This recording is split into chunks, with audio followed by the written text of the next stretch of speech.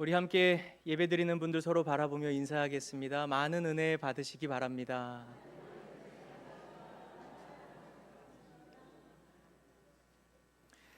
주님께서 아시아에 있는 7교회에게 편지를 보내시며 잘한 일은 칭찬을 하시고 또 회개해야 할 일들은 책망을 하셨습니다. 그런데 딱 두 교회, 서머나 교회와 오늘 우리가 함께 살펴볼 빌라델피아 교회만이 책망 없이 칭찬만 받았습니다. 이 빌라델피아 지역의 배경을 알면 그 칭찬이 얼마나 값진 것인지를 알 수 있습니다. 이 도시는 로마 제국과 아시아 내륙을 연결하는 핵심 도로망에 위치해 있었습니다. 무역 상인들과 여행객들이 끊임없이 지나다니는 이 교통의 요충지였기 때문에 늘 사람들로 빌라델피아는 붐볐습니다. 주님은 오늘 본문 8절에서 이 빌라델피아 교회를 향해 볼지어다 내가 내 앞에 열린 문을 두었다 이렇게 말씀을 하시죠. 이 열린 문은 복음이 전 세계로 뻗어 나아갈 수 있는 선교와 전도의 문을 의미하는 겁니다. 이처럼 이 지역은 구원과 선교의 문이 활짝 열려 있었지만 그들의 현실의 삶은 철저히 닫힌 문이었습니다. 이 도시는 화산지대에 위치해 있었기 때문에 토양이 미네랄로 가득했습니다. 이 포도 농사에 최적화된 토양이라 최고급 포도주를 만들어냈는데 자연스럽게 그러면서 술의 신 디오니소스를 숭배하는 향락 문화가 만연했고 이와 관련된 거대한 길드, 이 상인 조합이 도시의 경제를 장악했습니다. 다른 도시들과 마찬가지로 밥을 먹고 살려면 정상적인 직장을 구하려면 이 상인 조합에 가입해야만 했습니다. 그런데 이 조합에 가입하는 조건이 뭡니까? 황제에게 절해야 되고 우상 숭배했었던 고기도 먹어야 되고 음란한 술 파티에 참가해야만 했습니다. 빌라델피아 교인들은 신앙의 정절을 지키기 위해 이 가입을 단호히 거절했죠. 그 결과는 참담했습니다. 상인 조합에서 쫓겨나고 세상 성공의 문, 취업의 문, 경제의 문이 닫혀버렸습니다. 그들은 또 사회의 최하류층이 되어서 막노동과 허드렛 일을 하며 입에 풀칠을 해야 했고 또한 로마와 결탁한 유대인들로 인해서 그들의 모함으로 인해 이단으로 몰려 매서운 핍박도 받아야 했습니다. 세상의 눈으로 보면 가장 실패한 자들 같고 꽉 막힌 골목길에 갇혀버린 초라한 이 교회를 향해 주님은 반대로 극찬을 쏟아내셨습니다. 도대체 이들은 그 참담한 현실 속에서 어떻게 이런 위대한 승리자들이 다 될 수 있었을까요? 그 이유를 오늘 우리에게 주신 말씀을 통해 함께 살펴보기를 원합니다. 요한계시록 3장 8절 우리 하반절 말씀을 함께 읽어봅니다. 내가 내 행위를 아노니 내가 작은 능력을 가지고서도 내 말을 지키며 내 이름을 배반하지 아니하였도다. 먼저 주목하고 싶은 단어는 작은 능력입니다. 빌라델피아 교회는 지난주에 살펴보았었던 4대 교회와 비교해보면 너무나 작고 초라한 교회였습니다. 4대 교회는 성도들도 많았습니다. 화려한 사역 프로그램들이 많았어요. 이름만 들어도 지역 사람들이 모두 다 아는 유명한 교회였습니다. 그와는 반대로 이 빌라델피아 교회는 작은 교회였어요. 사람들이 주목하지도 않았고 관심을 갖지 않는 교회였습니다.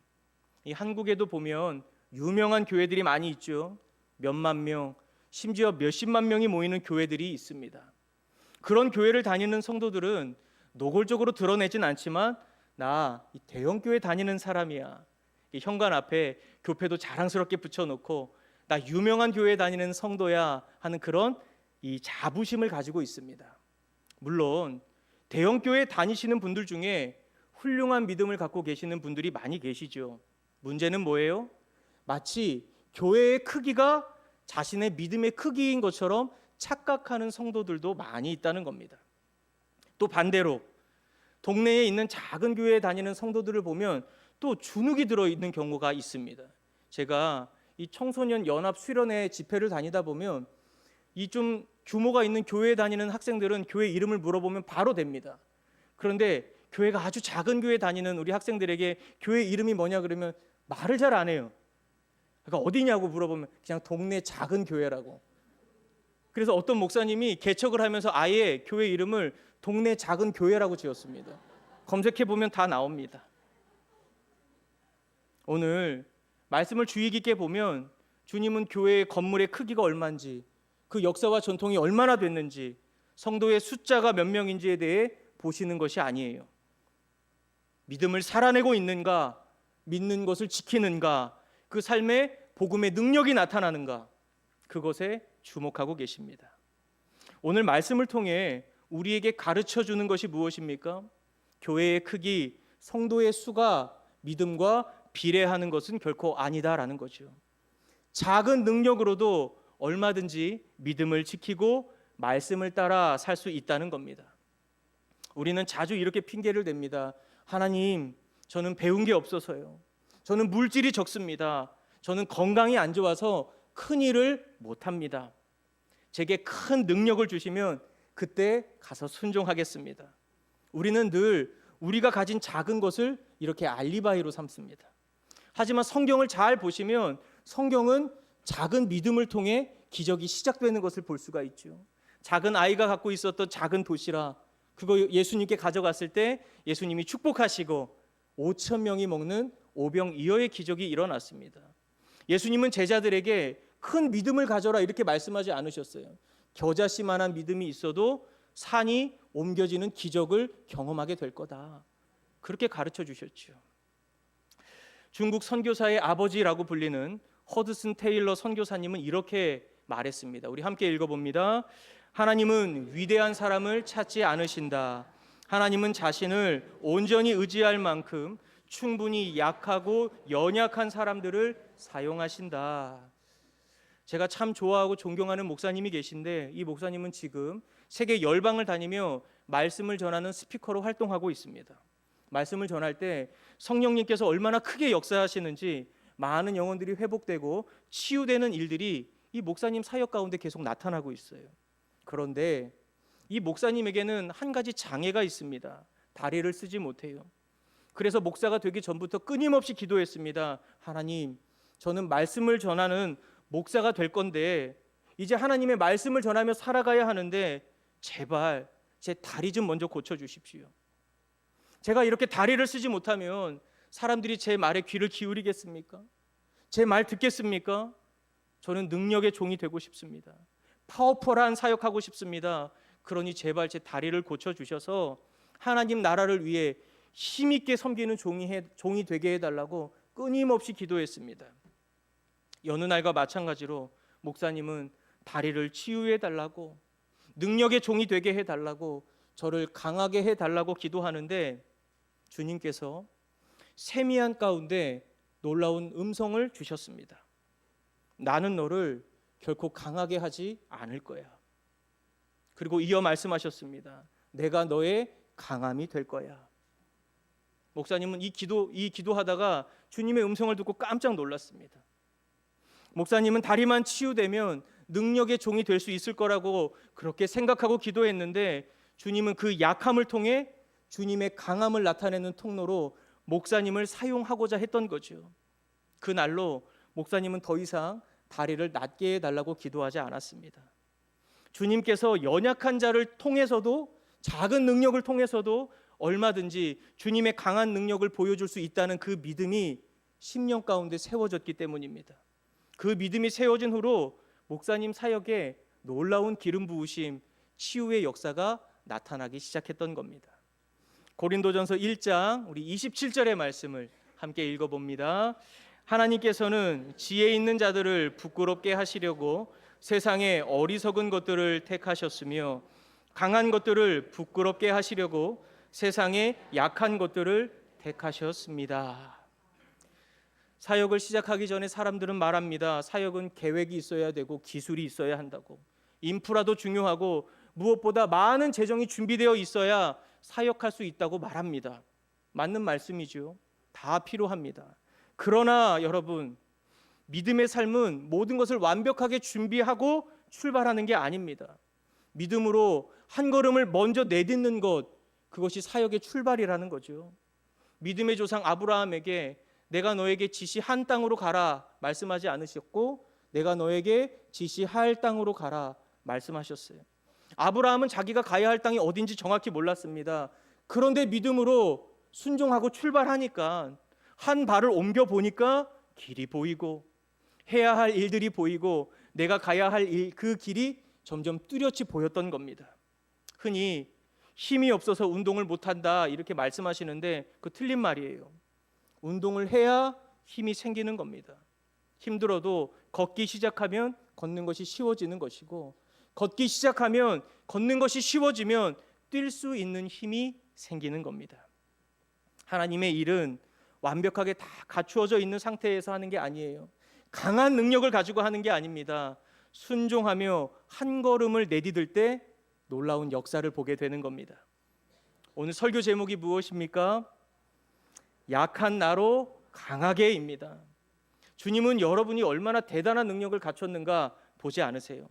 내 손에 있는 것 비록 초라한 막대기 같고 버리떡 2개만 있을지라도 그것을 주님을 위해 기꺼이 내어놓는지 헌신하는지 그 믿음의 순종을 보신다는 겁니다. 그리고 그 순종의 걸음 위에 놀라운 하늘의 능력을 부어주시는 겁니다. 사랑하는 성도 여러분, 나의 약함이 도리어 하나님의 강함이 머무는 통로가 된다는 걸 꼭 믿으시고 여러분에게 주어진 삶의 자리 가운데 최선을 다해 믿음의 삶을 살아갈 수 있기를 주님의 이름으로 축복합니다. 요한계시록 3장 8절의 말씀, 우리 하반절 말씀을 다시 한번 읽어봅니다. 내가 내 행위를 아노니 내가 작은 능력을 가지고서도 내 말을 지키며 내 이름을 배반하지 아니하였도다. 빌라델피아 교회를 향한 첫 번째 칭찬이 무엇입니까? 말씀을 지켰다라는 거예요. 주님은 내가 작은 능력을 가지고서도 내 말을 지켰다 칭찬하십니다. 여기서 내 말은 하나님의 말씀을 의미하는 거예요. 하나님의 말씀을 가하거나 감하지 않고 그 단어 그대로 온전히 지켜냈다는 거예요. 그들이 하나님의 말씀을 지킨다는 건 지금 우리의 수준과 다릅니다. 단순히 주일에 한 번 나와서 예배 참석하는 수준이 아니었어요. 말씀을 지키기 위해 그들은 밥줄을 끊어야만 했고 굶주림을 선택해야만 했습니다. 생명을 걸었다라는 거죠. 적당히 타협하면 상인 조합에 들어가서 남들처럼 배불리 살 수 있었지만 그들은 생존보다 하나님의 말씀을 택했다라는 겁니다. 지금 표정들이 매우 안 좋으신데 솔직히 말씀드리면 요즘 한국교회 안에서 이런 메시지를 전할 때 성도님들의 마음에 감흥이 덜하거나 오히려 부담을 느끼는 경우가 종종 있어요. 시대가 변했는데 환경이 다른데 문화와 정서가 예전과는 다른데 어떻게 성경 말씀 고지고대로 다 지키며 살 수 있습니까? 그거 오버 아닙니까? 그런 마음이 우리 각 사람 마음 가운데 자리 잡고 있기 때문이죠. 그러나 주님이 보시는 순수한 교회는 이것이 하나님의 말씀이다 하면 내 감정 앞세우지 않고 세상의 문화 앞세우지 않고 그 말씀을 최우선으로 삼아 그대로 지켜내는 교회입니다. 주님은 그런 순수한 믿음을 지키는 교회를 칭찬하시는 겁니다. 어느 날 한 남자 청년이 교회에 등록하여 신앙생활을 시작한 지 2달 남짓 되었을 때의 일입니다. 이 청년에게는 교회를 다니기 전부터 교제하던 여자친구가 있었고 둘은 이미 여름 휴가 때 며칠간 단둘이 여행을 다녀오기로 기분 좋게 약속을 해둔 상태였습니다.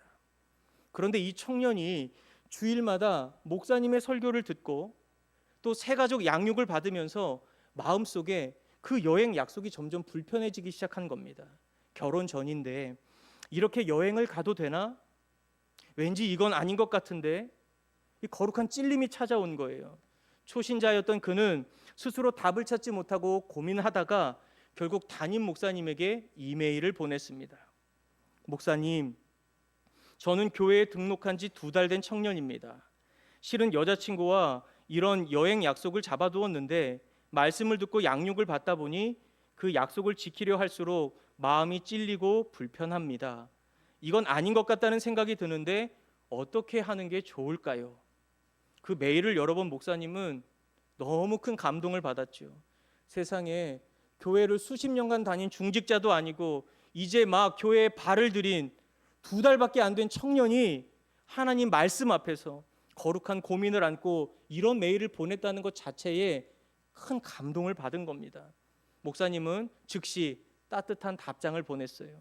형제님, 저도 같은 남자로서 형제님의 마음을 충분히 이해합니다. 물론 여행을 가는 것 자체가 나쁜 것은 아닙니다. 하지만 결혼 전에 단둘이 며칠간 여행을 가게 되면 분명 서로의 의지와는 상관없이 넘지 말아야 할 선을 넘게 될 위험이 있을 것입니다. 저는 지금 형제님의 마음속에 드는 그 거룩한 고민과 불편함이 이미 형제님 안에 임하신 성령님께서 주신 마음이라고 생각합니다. 가급적이면 그 여행 약속을 결혼 뒤로 미루어 보시는 것이 어떨까요? 여러분, 이 목사님의 답장을 받은 청년은 어떻게 했을까요? 여자친구에게 솔직하게 말했다가 크게 다투고 헤어졌을까요? 아닙니다. 이 청년은 여자친구를 지혜롭고 따뜻하게 잘 설득해서 그 여행을 기꺼이 결혼 뒤로 미루었습니다. 그리고 끝까지 아름답고 순결하게 교제를 이어간 끝에 훗날 담임 목사님의 주례로 복된 결혼식을 올리게 되었습니다. 이찬수 목사님이 심우하는 분당 우리 교회 이야기입니다. 저희 성덕교회에도 이런 청년들이 많이 있기를 간절히 소망합니다. 여러분이 아멘 하면 무슨 소용이 있겠습니까? 청년들이 아멘을 해야 될 텐데. 그런 거룩한 세대가 우리 성덕교회 안에 일어나기를 간절히 소망합니다. 제가 요즘에 읽고 있는 책이 있습니다. 교회의 부르심이라는 책인데, 그 책의 저자인 프란시스 첸 목사님은 지금의 그리스도인들을 향해서 이렇게 일침을 가했습니다. 함께 읽어봅니다. 우리는 일주일에 한 번 예배당에 앉아 90분짜리 설교를 듣는 것만으로 스스로를 훌륭한 그리스도인이라고 착각하는 시대를 살고 있다. 여러분은 뭐에 놀라셨습니까? 저는 설교가 90분이라는 것에 놀랐습니다. 제가 오늘 설교 90분 하면 저는 아마 뼈도 못 추리겠죠. 제가 전하는 주일 설교는 길어봤자 30분이에요. 여러분에게 묻고 싶습니다.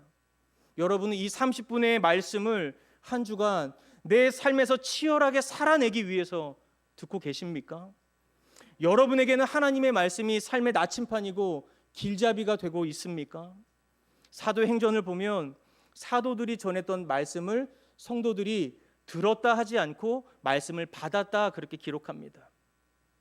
그들은 말씀을 들은 것으로 끝낸 게 아니라 하나님의 말씀을 삶으로 받아들였던 것이고 그 말씀대로 살아냈다라고 하는 거죠.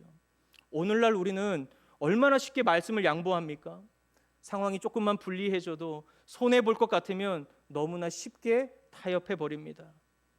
그러나 참된 성도는 말씀 때문에 손해보는 것 두려워하지 않는 사람입니다.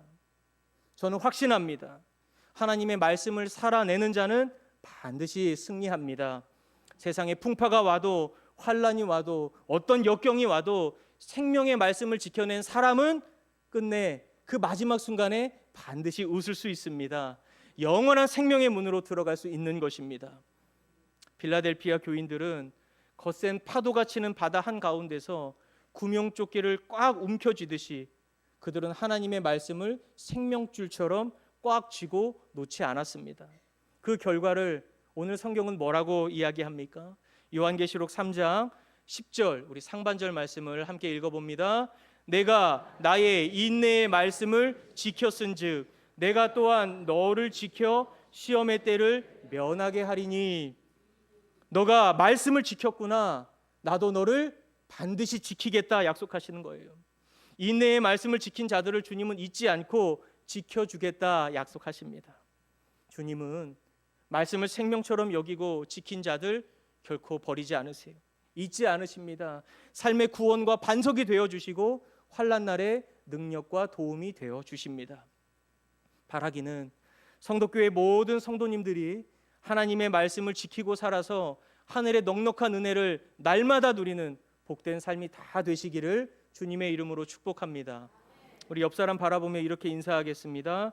말씀을 지키는 자를 주님은 반드시 지켜주십니다.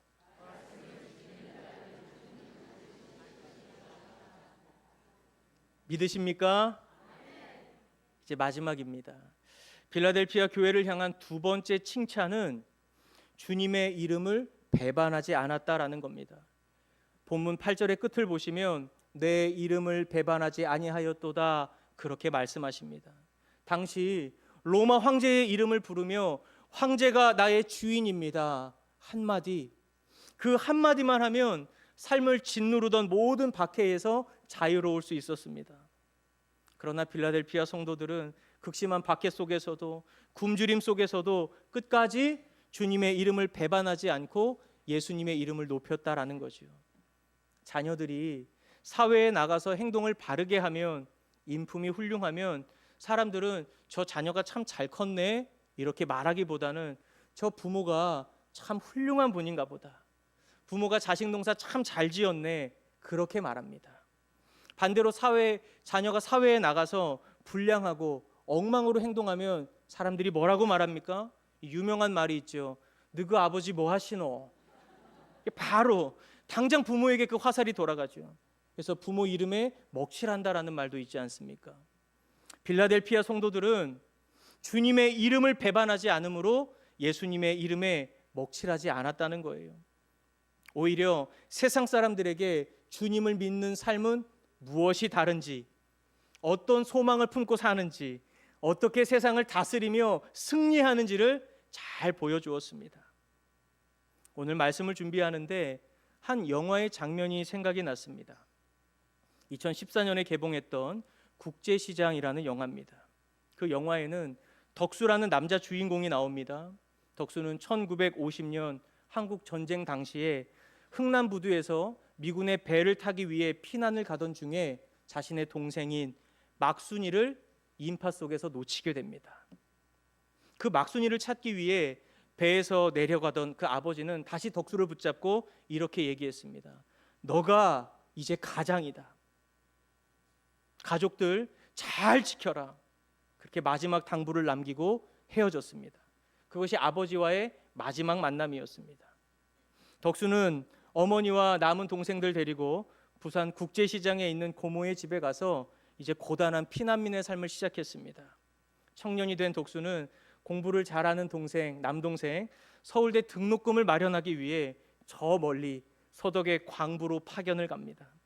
그곳에서 죽도록 고생을 하고 또 탄광이 무너지는 끔찍한 사고를 당했지만 기적적으로 살아남았습니다. 그곳에서 만난 간호사 여자와 한국에서 결혼도 하고 가정도 꾸리고 살다가 또 여동생의 결혼 자금을 마련하기 위해 덕수는 또다시 목숨을 걸고 전쟁이 한창 중인 베트남으로 파견을 갑니다. 베트남에서 피난민을 돕다가 다리에 총을 맞게 되고 덕수는 평생 다리를 저는 장애를 안고 한국으로 돌아옵니다. 가족을 위해서 그렇게 희생하며 살았던 덕수의 마음에 늘 죄책감처럼 무겁게 자리 잡고 있었던 것이 있었는데 바로 피난길에 잃어버렸던 동생 막순이였습니다. 덕수는 막순이를 잊은 적이 없어요. 동생을 찾기 위해 부단히도 노력했습니다. 그러다가 이산가족 찾기 방송을 통해 어릴 적 미국으로 입양되었었던 막순이와 기적적으로 상봉하기도 했습니다. 덕수는 고모가 운영하던 꽃분이네라는 가게를 인수하고 이 노인이 된 지금까지 팔지 않고 고집스럽게 지켜왔었는데 그 이유는 아버지와 마지막으로 헤어지면서 꽃분이네 가게에서 만나자고 그렇게 약속했기 때문에 언젠가 이곳에 다시 찾아올 것이다 라는 그 믿음을 가지고 평생 가게를 팔지 않고 지켰던 겁니다. 어느덧 백발의 노인이 된 덕수는 아버지가 너무 늙어 이제는 오지 못할 것이다 그렇게 체념하고 가게를 처분하기로 결심합니다. 이제 그리고 마지막 장면이 나오는데 덕수는 온 가족이 거실에 모여서 즐겁게 웃고 떠드는 소리를 뒤로하고 쓸쓸하게 방 안으로 홀로 들어갑니다. 우리 그 영상을 함께 보도록 하겠습니다.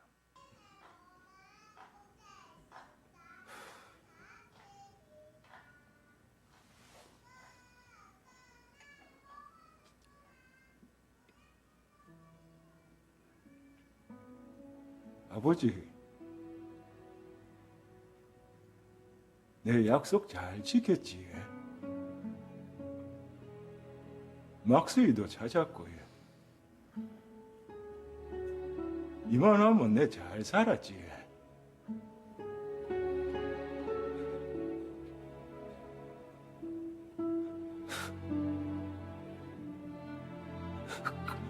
근데 내 진짜 힘들었거든요.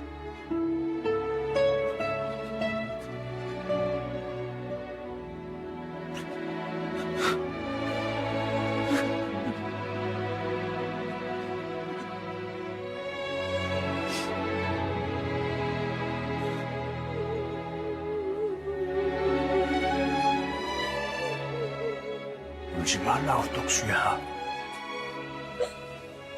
아버지,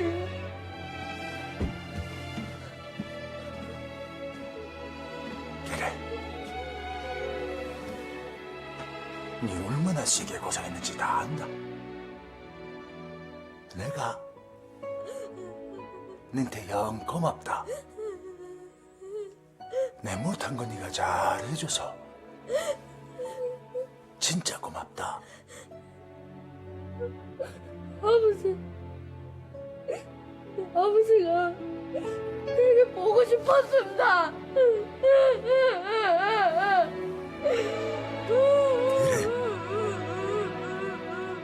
나도 네가 영 보고 싶었다.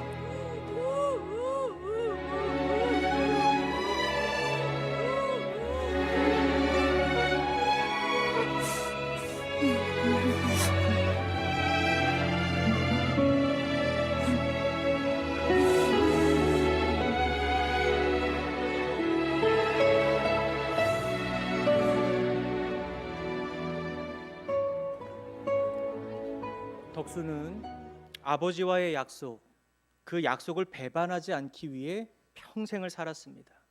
사람들이 뭐라고 말하고 자식들마저 왜 저러는지 이해할 수 없다고 말해도 덕수의 삶을 견인했던 것은 오직 하나, 아버지와의 약속, 그것을 기억하며 살았던 겁니다. 그 덕수의 모습과 빌라델피아 성도들의 모습이 오버랩되었습니다. 빌라델피아 교회의 성도들도 내가 반드시 다시 올 것이다 말씀하신 주님의 약속, 그 약속 하나를 붙들고 마라나타, 아멘 주 예수여 속히 오시옵소서, 그것 하나 붙잡고 살았던 겁니다. 그들의 삶이 얼마나 외롭고 힘들고 처연했을까요? 덕수를 찾아온 아버지처럼 주님은 믿음의 골방, 기도의 골방 속에서 눈물로 주님을 바라보는 성도들을 향해 이렇게 말씀하십니다. 내가 얼마나 고생했는지 내가 다 안다. 내가 얼마나 많은 눈물을 흘렸는지 내가 다 보고 있었다. 오늘 빌라델피아 교회에게 보낸 편지는 놀라운 위로의 편지입니다. 그리고 놀라운 약속을 더해 주시지요. 오늘 11절, 12절의 말씀을 함께 읽어봅니다. 내가 속히 오리니 내가 가진 것을 굳게 잡아 아무도 내 면류관을 빼앗지 못하게 하라. 이기는 자는 내 하나님 성전의 기둥이 되게 하리니 그가 결코 다시 나가지 아니하리라. 내가 하나님의 이름과 하나님의 성 곧 하늘에서 내 하나님께로부터 내려오는 새 예루살렘의 이름과 나의 새 이름을 그의 위에 기록하리라. 아멘. 사랑하는 성도 여러분, 주님을 믿고 살아가면서 믿음을 지키기 위해 흘린 여러분의 눈물, 외로움, 고난의 순간 주님은 다 알고 계십니다. 그리고 믿음을 지키며 살아가는 우리에게 놀라지 말라, 염려하지 말라, 내가 너와 함께함이라 위로해 주시고 이 약속의 말씀을 통해 다시 소망을 꿈꾸게 하십니다. 바라기는 오늘 주시는 이 말씀을 통해 하늘로부터 임하는 위로와 격려, 소망의 믿음이 날마다 믿음을 지키고 말씀대로 살아가는 우리의 심령 가운데 다시 가득히 채워지기를 주님의 이름으로 축복합니다. 오늘 말씀의 결론을 빌라델피아 교인들의 고백인 것 같은 그 찬양의 고백으로 함께 나아가기를 원합니다. 우리 함께 찬양하겠습니다.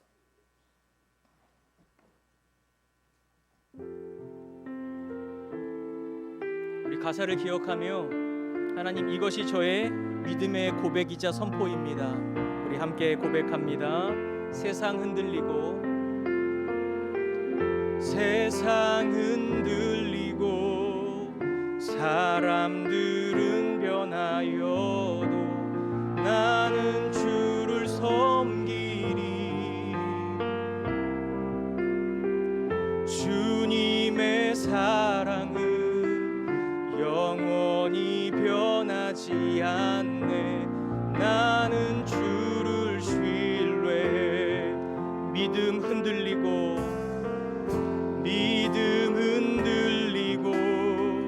사람들 주를 떠나도 나는 주를 섬기리. 주님의 나라는 영원히 쇠하지 않네. 나는 주를 신뢰해. 오직 믿음으로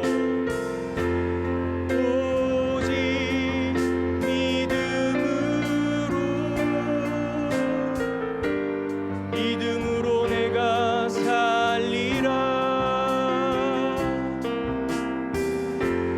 오직 의인은 믿음으로 말미암아 우리 한 번 더 오직 믿음으로.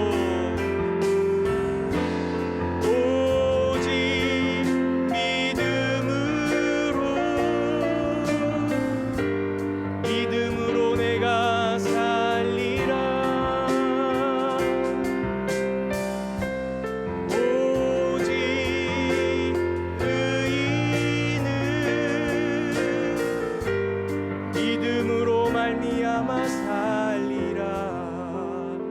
우리 함께 기도하겠습니다. 나의 작은 능력, 나의 연약함에 주목하지 않고 약한 나를 강하게 하시는 주님을 바라보며 순종의 걸음을 걷기 원합니다. 주님, 나의 걸음을, 하루하루의 삶의 걸음을 인도하여 주시고, 내 앞에 어떤 역경, 시련, 시험이 온다고 해도 예수님의 이름을 배반하지 않는 거룩한 성도가 되게 해달라고 우리 시간 말씀을 기억하며 합심하여 기도하겠습니다.